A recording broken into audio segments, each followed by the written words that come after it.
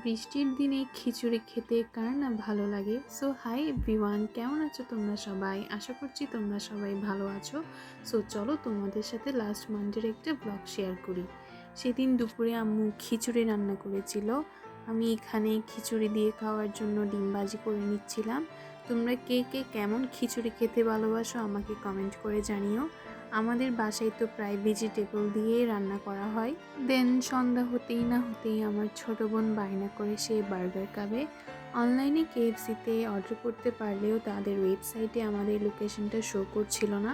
So আমি আর আম্মু parcel নিতে চলে যাচ্ছিলাম। আমাদের প্রায় উইকেন্ড স্পেশাল মিলগুলো খাওয়া হয়। দেন আমরা আমাদের ডেস্টিনেশনে পৌঁছে যাই।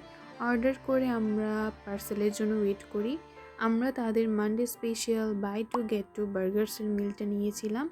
তোমরা কে কে ট্রাই করেছো আমাকে জানিও। দেন আমরা পার্সেল নিয়ে বাসায় চলে আসি।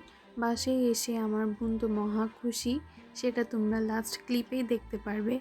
ট্রাস্ট মি গাইজ, যেতে যতটা টাইম লেগেছিল খেতে অতও টাইম লাগেনি। সো আজকের ব্লগ এইটুকুই। See you in another blog. আল্লাহ হাফেজ।